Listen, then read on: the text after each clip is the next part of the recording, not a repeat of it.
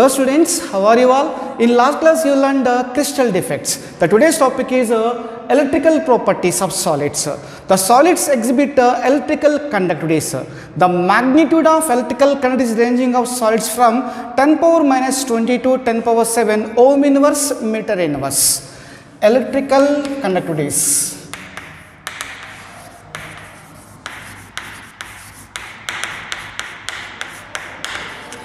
So the magnitude of electrical conductivity of solids ranging from 10 power minus 20 to 10 power 7 ohm inverse meter inverse.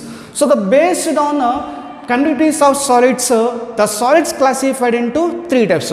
So based on the electrical conductivities, the solids classified into three types. They are, the first one is conductors, the second one is insulators, the third one is semiconductors. The first one is conductors, the second one is insulators, third one is semiconductors.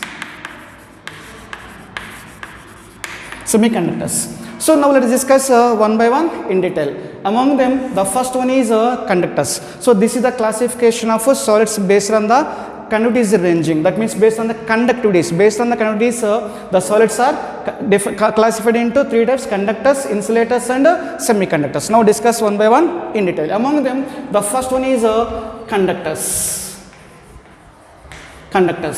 The conductor is defined as the solid with the conductivity ranging from 10 power 7, so 10 power 4 to 10 power 7 ohm inverse meter inverse. The solid with the conductivity is ranging from 10 power 4 to 10 power 7 ohm inverse meter inverse is called as conductors. So we are defining the conductor on the basis of conductivity is ranging, this range. By taking this range only we can define conductor, insulator as well as a semiconductor. So by taking this conductivity is ranging, we are defining the conductor as the solid with conductivity ranging from 10 power 4 to 10 power 7 ohm inverse meter inverse are called as conductors. So let's write the statement. The solid with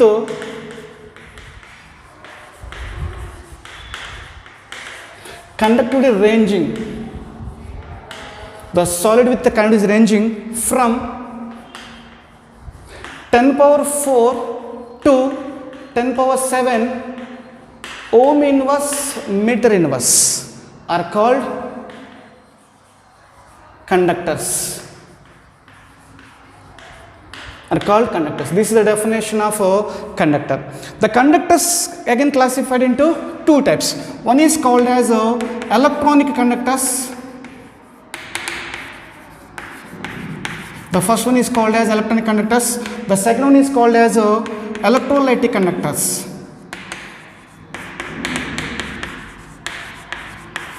The second one is called as electrolytic conductors. The electronic conductors are nothing but the substances which allow the electric current to pass through them through the flow of electrons or movement of electrons. So the conductivity is because of flow of electrons or movement of electrons. Movement or flow of electrons. Flow of electrons. The conductivity of the substances is due to the flow of electrons or movement of electrons. We have to refer as flow of electrons. We have to refer as electronic conductors. Best example is metal. So take one metal. To this metal, at the both ends we can apply the potential difference. I took a metallic rod. To this metallic rod at the both the end, so we apply the potential difference. When the potential difference is applied, electrons will flow from the flow of electrons. Electrons will flow from one end to another end. Electron will flow from one end to another end, which will conduct the electricity. The conductivity is because of a flow of electrons. We have to refer as electronic conductors. Apart from it, if we take another type of substances, I am taking electrolytic solution. I am taking water. So this is, imagine water. I'll explain here. So I am taking the water, right? In this water, I am adding salt, NaCl. Salt I am adding. The salt will be dissociated into Na plus as well as Cl minus ions. We will get ions. The ion may be positive ion that ion may be negative ion, positive ion or negative ion. One is cation, another one is anion. Na plus is the cation and Cl minus is the anion. So here is potential difference is applied across the solution. The conductivity is because of a flow of ions. These ions will flow. The conductivity is because of the flow of ions. We have to refer it as electrolytic conductors. So in the case of electrolytic conductors, the conductivity is because of flow or movement of ions. Movement of ions. Nothing but simply electrolytic solutions. Take a water, to that add a salt. We'll get electrolytic solution. In that electrolytic solution, the conductivity is because of the flow or movement of ions. Such conductors are called as electrolytic conductors. So conductors are two types: electrolytic. Electronic conductors, there is a movement or flow of electrons. In the case of electrolytic conductors, there is a movement of ions. So this is the first one is conductors. The second one is this I'm labeling as A, this I'm labeling as B. The second one is insulators. The second one is insulators. The solids with conductivity ranging from 10 power minus 20, 10 power minus 20 to 10 power minus 10 ohm inverse, meter inverse. The solids with conductivity ranging from 10 power minus 20 to 10 power minus 10 ohm inverse, meter inverse, we have to refer it as insulators. Let us do the statement. The solid with conductivity is ranging.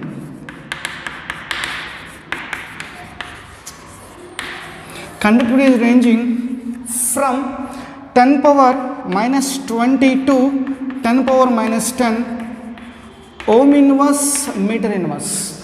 So are called insulators. Are called insulators. This is the definition of insulators. So we are defining the either conductor, insulator or semiconductors on the basis of conductivity ranging only. Based on this values only we are defining. So the conductivity ranging 10 power minus 2, 10 power minus 22, the substance with conductivity ranging from 10 power minus 20 to 10 power minus 10 ohm inverse, meter inverse, we have to refer it as insulators. The solid with conductivity ranging from 10 power minus 20 to 10 power minus 10 ohm inverse, meter inverse are called as insulators. And the third one is semiconductors. Semiconductors. The semiconductor is defined as the solid with the conductivity ranging from 10 power minus 6 to 10 power 4 ohm inverse, meter inverse are called as insulators. So, sorry, are called as semiconductors. So, that is the statement. The solid with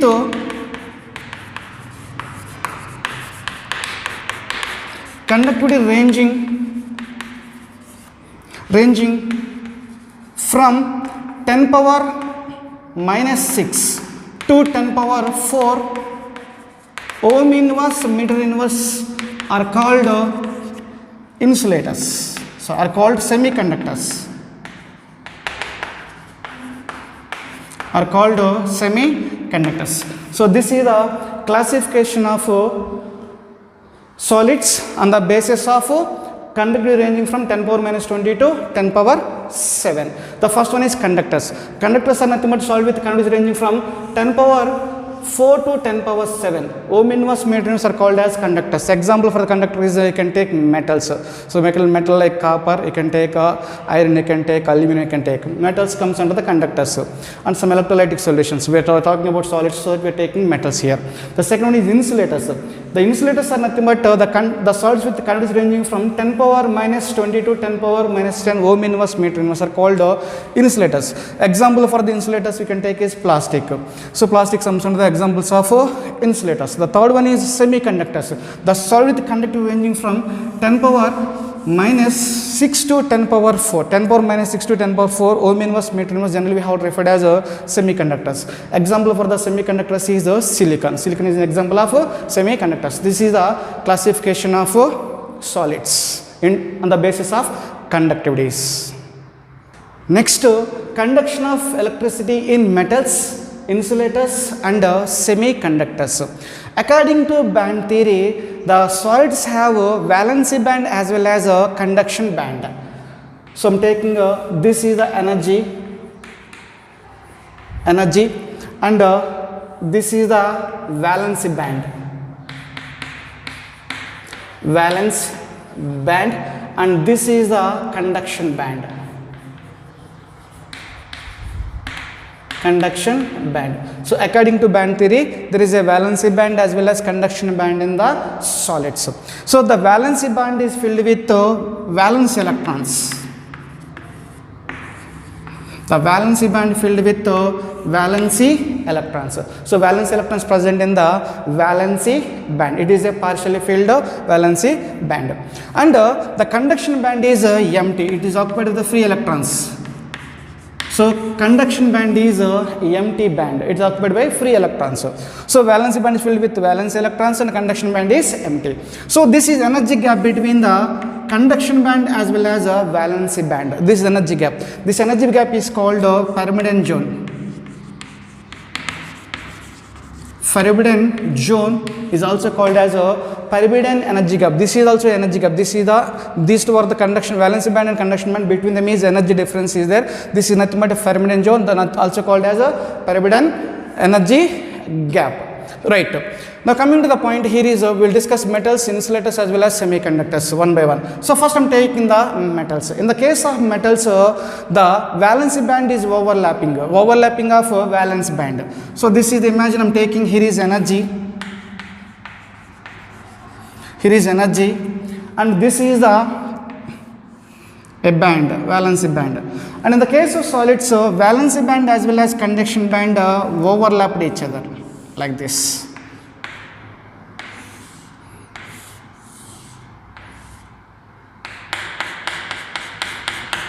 So this is in the case of metals. In the case of metals, overlapped valency band. Overlapped band. Overlapping bands, both conduction as well as a valency band. Next, I am taking insulators. In the case of insulators, so this is the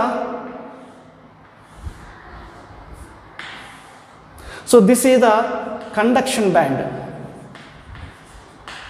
This is the conduction band. So this is the valency band. This is the valency band. So this energy gap is nothing but what we have to call as energy gap between the conduction band and valency band is nothing but forbidden zone.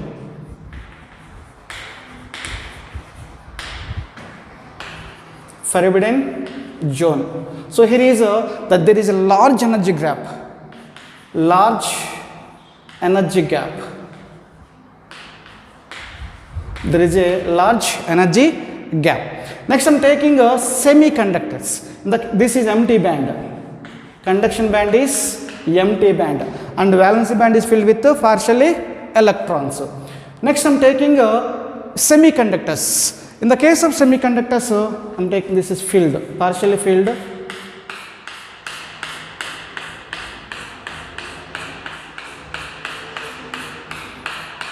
So this is empty, this is partially filled with electrons.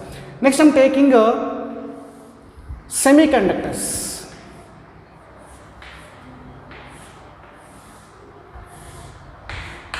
So this is in the case of insulators. This is semiconductors. Semiconductors. Next, this is empty band. Empty band is nothing but a conduction band. In the case of semiconductors. So this is the valency band. Valency band, and this is partially filled.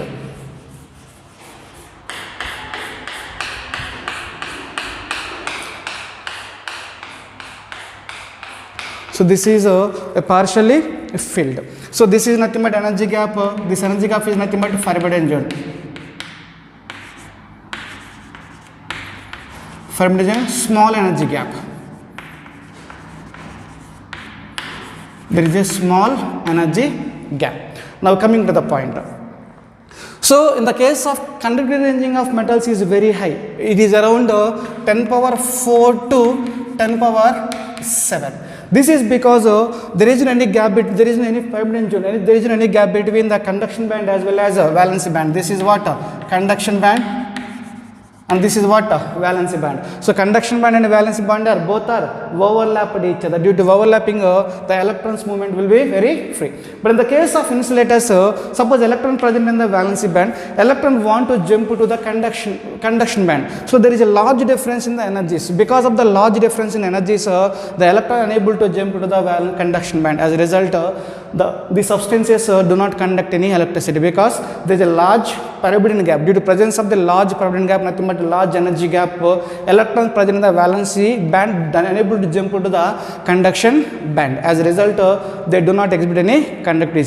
Conductivity ranging is very low, around 10 power minus 22. Its conductivity ranging is how much? 10 power minus 22, 10 power minus 10.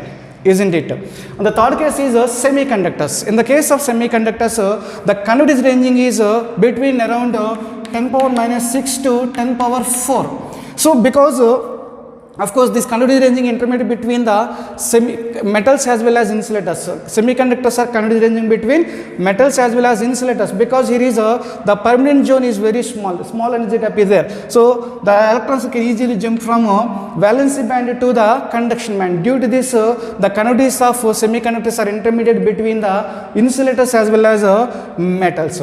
Another important point here is the conductivities of semiconductors can be increased by increasing the temperature. The conductivity increases by conductivity of semiconductors. Very important point. The conductivity of semiconductors increases by increasing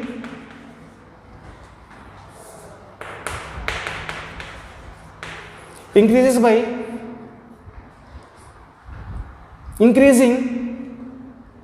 temperature.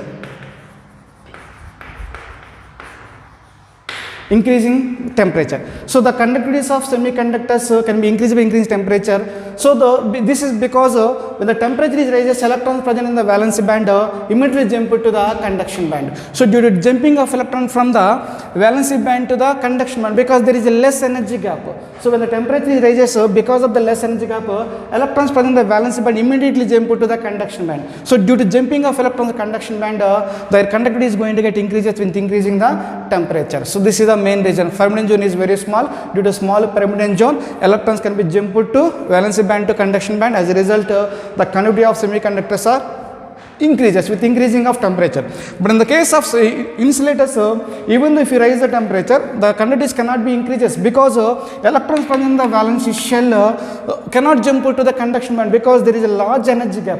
Due to presence of large energy gap, electrons unable to jump to here. So to electrons unable to jump to the conduction band, their conductivities are very low, around 10 power minus 20 to 10 power minus 10 ohm inverse meter inverse. So this is the conduction of electricity in metals, insulators as well as semiconductors. In the case of insulators, overlapping bands will be there, so that the conduction is very high. In the case of insulators, the energy gap is very large, electrons unable to jump to the conduction band. As a result, they have low conductivities.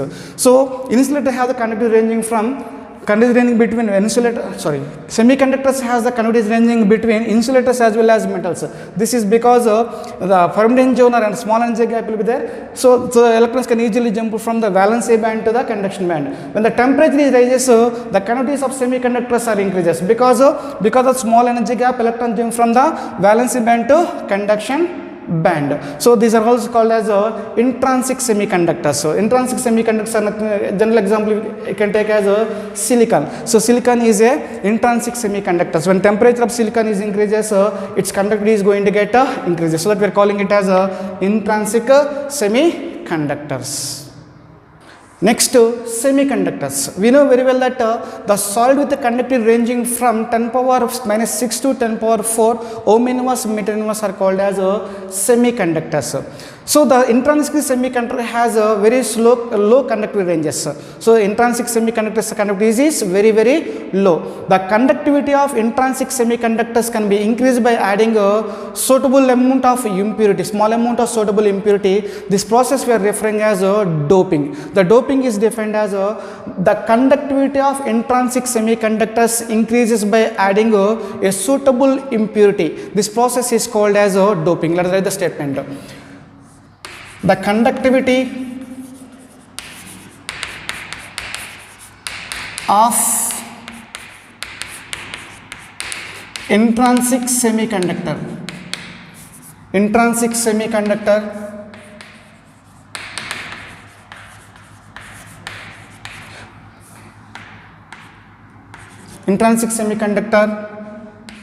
can be increased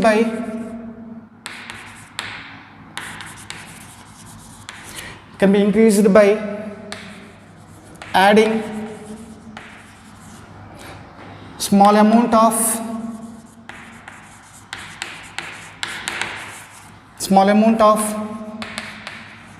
suitable impurity. This process is called doping. This process is called as a doping. So the doping can be done by using electron rich impurity as well as electron deficient impurity. So first we'll discuss electron rich impurity. Electron rich impurity. Doping can be done by using electron rich impurity. The second one is electron deficient impurity.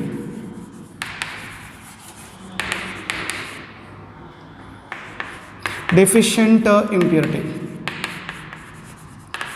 So doping can be done by using electron rich impurity as well as electron deficient impurity. Doping meaning is the conductivity of electronic semiconductors can be increased. So conductivity of electronic semiconductor increased by adding small amount of suitable impurity. This process is called as doping. Doping can be done in two different ways, by adding electron rich impurity as well as electron deficient impurity. Let's discuss one by one in detail.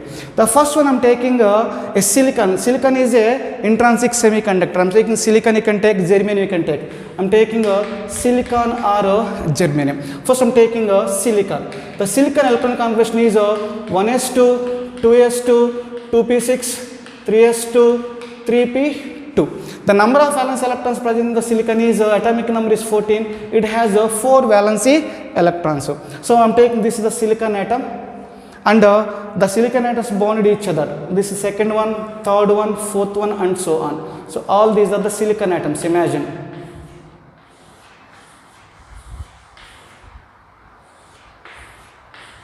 Silicon atoms. So the silicon atom has 4 valence electrons.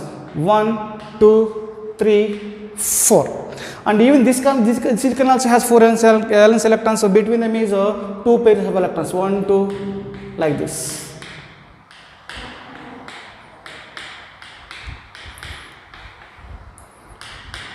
Each silicon has how many? 4. For this case, this one electron from this silicon atom, one electron from this silicon atom. I think got what I mean is. So all the cases I'm writing like that only.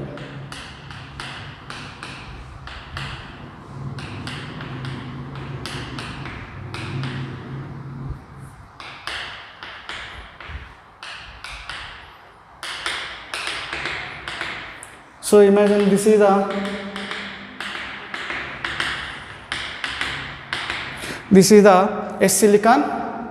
silicon, right? To the silicon I'm adding electron rich impurity. This is silicon is belong to 14th group. Silicon is belong to 14th group element. I'm taking a 15th group element. The 15th group element is adding to the 14th group element. When the 15th group element added to the 14th group element, will get electron rich impurity, because I'm taking 15th group element, you can take phosphorus or you can take arsenic. The general electron configuration for this case is NS2 NP3. So NS2 NP3, number of valence electrons for this case is 5 valence electrons is there. They have 5 valence electrons. But silicon has how many valence electrons? 4 valence electrons. Here is it has only 4 valence electrons, but arsenic and phosphorus has 5 valence electrons. If you compare the number of valence electrons, phosphorus and arsenic has 1 valence electron is etc. As a result, this is electron rich impurity as compared to the silicon. Silicon has 4 valency, here is 5 is there. So that means total number of electrons in the case of silicon is 14 electrons, but in the case of phosphorus has how many? 15 electrons. So like this else will get more number of electrons in the phosphorus. So that phosphorus is a electron rich impurity. Now what we are doing is phosphorus is adding to the silicon. When the phosphorus is adding to the silicon, we will get P type of semiconductors. Let us discuss what is the P type of semiconductors. I am rewriting it one. So imagine these are the silicons. So these are the silicons. These electrons I am removing because one more atom we have to take like this. Right. So this is the silicon atom. All the cases we are taking the silicon atoms. At particular one place I am taking, instead of taking silicon, I am taking is arsenic. Imagine this is the arsenic, or you can take even phosphorus also. So 2 electrons from the silicon and one electron from the silicon, 1 electron from the phosphorus. So here is one bond is formed. It I will explain.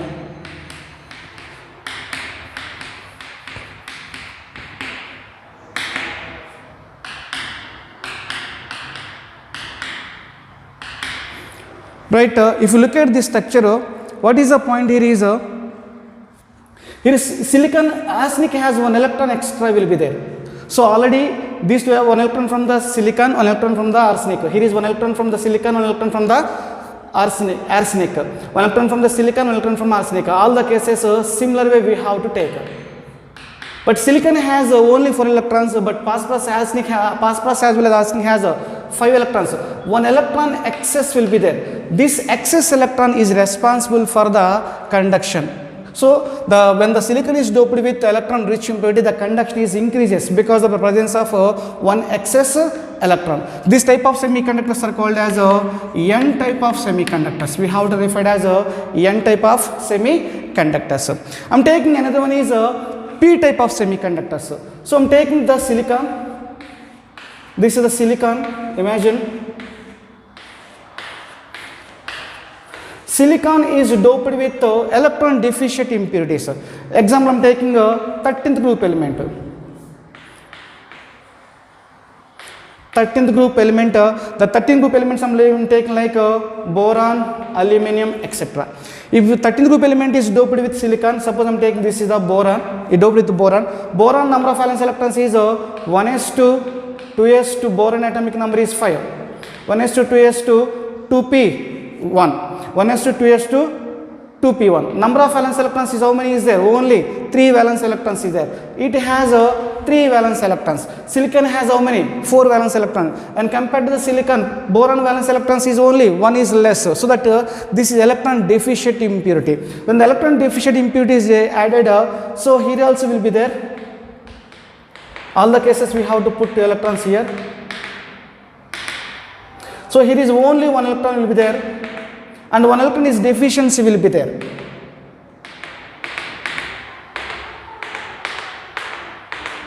So 1 electron will be, we have to fill it like this. 1 electron deficiency will be there. When the potential difference is applied, suppose here is a positive plate is there, here is a negative plate is there. Potential difference is applied, so this electrons moves towards the positive plate. When the electron is moves towards the positive plate, here is a hole is created. Already here one hole is there. So electron moving towards the positive plate.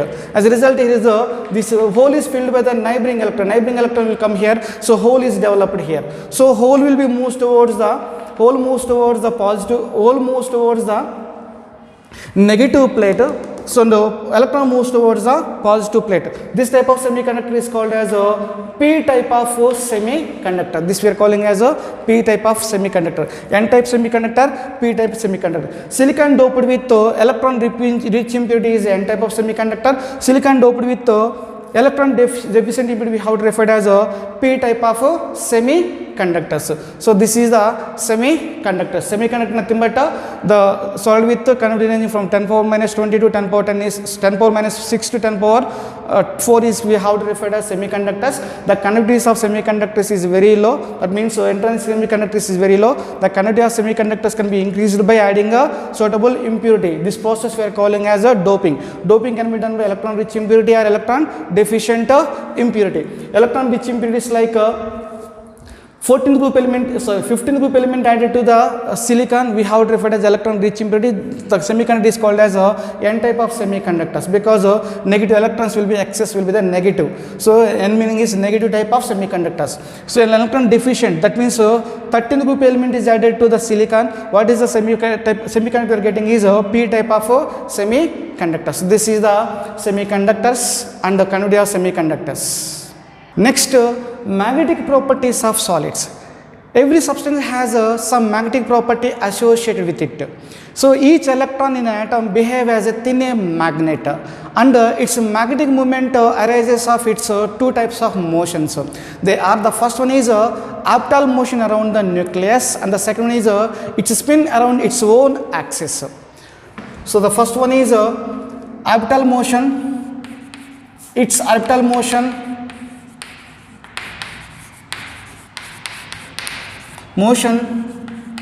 around the nucleus, and the second one is its spin around its own axis. So these types of motions of electron will generate the magnetic property. So each electron atom behave as a thin magnet. The magnetic property is because of its orbital motion around its nucleus and its spin around its own axis. So these are the two reasons why the substance will exhibit a magnetic property. So based on the magnetic property, the substance is classified into 5 types. One is called as paramagnetic substances. Paramagnetic substance. Paramagnetic substance. The second one is diamagnetic. The diamagnetic substances. The third one is ferromagnetic. The third one is ferromagnetic substances. Fourth one is antiferro magnetic substances. Antiferromagnetic substances, and the fifth one is ferrimagnetic substances.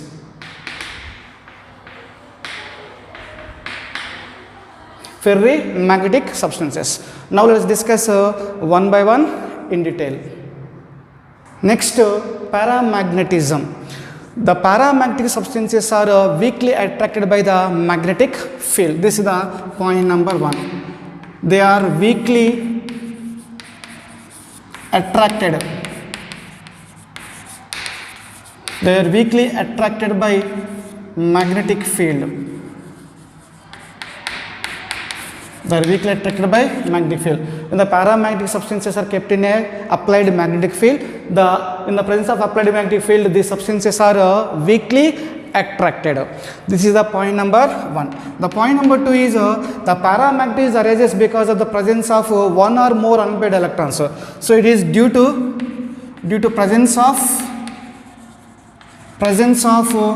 one or more unpaired electrons. With the presence of one or more unpaired electrons, the paramagnetism nature is arises. That means, suppose if you take orbitals, look at this. 1, 2, 3, 4, 5, some d orbitals will be there. If it has only one unpaired electron, the presence of one or more number of unpaired electrons, the paramagnetism is arises. Presence of one or more unpaired, the single electron present in the orbital. So the single electron present in the any orbital, this is not one unpaired electron. Due to the presence of this unpaired electron, the paramagnetism is arises. So example for the paramagnetic substances, we can take so copper plus 2 is paramagnetic. O2 we can take. We can take so Fe plus 3. So these are some examples of paramagnetic substances. The next one is second one is diamagnetism.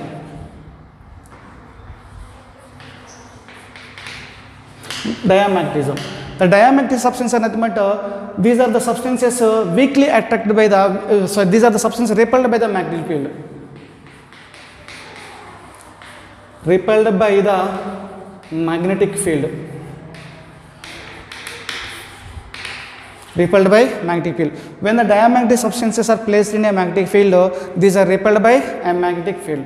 The diamagnetism arises because of the presence of no unpaired electrons. No unpaired. Or all paired electrons. Or paired electrons. If you take any orbital, the orbital must be filled with 2 electrons. So this is called as paired electrons. So due to presence of the paired electrons, the diamagnetic nature is arises to the substances. So these are repelled by the magnetic field. The diamagnetism arises because of the presence of a paired electrons or no unpaired electrons. Example for the diamagnetic substances you can take is water. So water is a diamagnetic substance, or you can take sodium chloride is a diamagnetic substance. You can take benzene. Benzene is a diamagnetic substances. This is the second one, diamagnetism. Next, ferromagnetism. The ferromagnetic substances are strongly attracted by the magnetic field. Strongly attracted by magnetic field. Strongly attracted by magnetic field. So in the case of ferromagnetic substances, in the solid state, small metal ions in ferromagnetic substances group together in a small region form a domain. Domains. So domains are nothing but metal ions grouped together in a small region. We have to refer it as a domain. So in the case of ferromagnetic substances, all the domains are oriented in one direction. What is my meaning is, suppose this is the one domain. I am writing the domain structure. So this is the domain, one domain, and this is the second domain. This is the third one. This is the fourth one, and so on. So in ferromagnetic substances, metal ions are grouped together in a region. So these are the metal ions grouped together. The metal ions grouped together in a region we are referring as a domain. In the case of ferromagnetic substances, all the domains are oriented in one single direction. So due to single direction orientation, they will exhibit the high magnetic property. That means they are strongly attracted by the magnetic field. Example for the ferromagnetic substances you can take as iron, cobalt, nickel, etc. So these are the examples of ferromagnetic substances. All the domains in one single direction. Next, this is the third one. And the fourth one is antiferro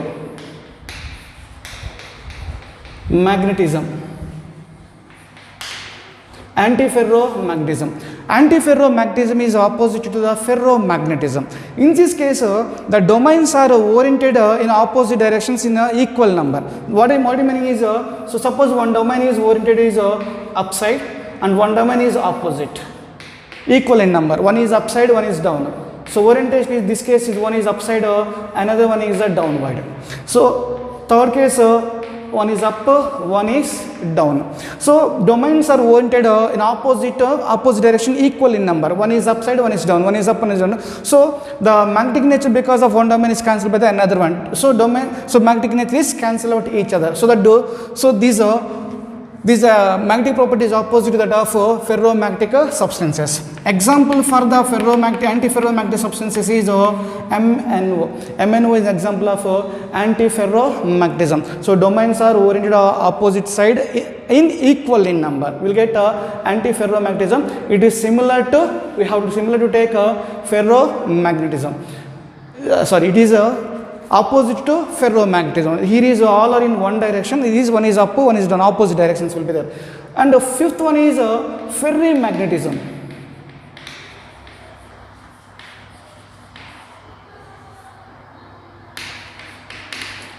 Ferrimagnetism. In the case of ferrimagnetism, here also domains are oriented in opposite direction but unequal in number. For example, I am taking This is the domain. These two domains are one direction and one domain is in opposite direction. So unequal in number. So remaining two domains are upside and one is downside. Look at here.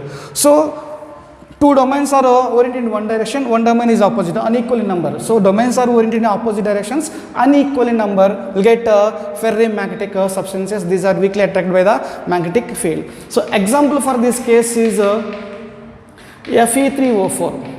Fe3O4 is an example of ferrimagnetic substances. So these are the magnetic properties of solids.